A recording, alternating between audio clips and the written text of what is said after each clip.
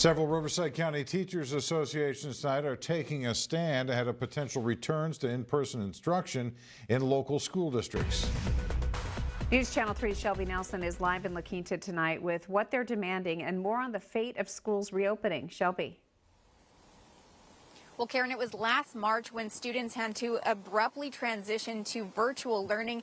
And now nearly a year later, students and teachers are still having to sit in front of those computer screens for class.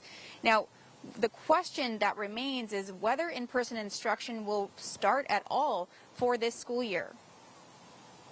But how many bodies can you fit in a classroom and do it safely? And how do you ensure that community or any kind of spread within the school system is mitigated to the lowest possible occurrences? Just some of the questions local teachers associations want answered before any potential plans of returning to in-person instruction. We want to get back to in-person instruction, but we only want to do it when it is safe. Wendy Eccles is one of 16 teacher association presidents now advocating that robust safety measures are in place. Palm Springs, Desert Sands, and Coachella Valley teachers associations were all in support.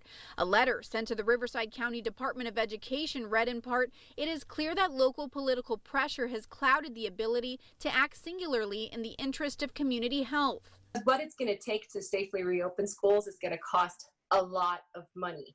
And making sure that we've got the right PPE. Educators want proper ventilation, PPE, vaccination plans, and testing and contact tracing, among other things. A $6.6 billion allocation of resources to address learning loss, incentivize safely reopening our schools. On Monday, Governor Gavin Newsom announced a plan would likely be revealed this week to allow some students back. I honestly think that it's so much better when they have the actual in-person contact at school. April Sanchez is a parent of 3 kids in the Desert Sands Unified School District. As both parents, me and my husband, we feel that they need to stay in this distance learning of what they're doing right now. Because it's not, I don't feel that it's time for them to be in person yet. But not everyone feels the same way. Back in October, these parents rallied in Palm Desert to get kids back in the classroom. It's really important also to acknowledge that partnerships, especially now, between labor and management are more important than ever.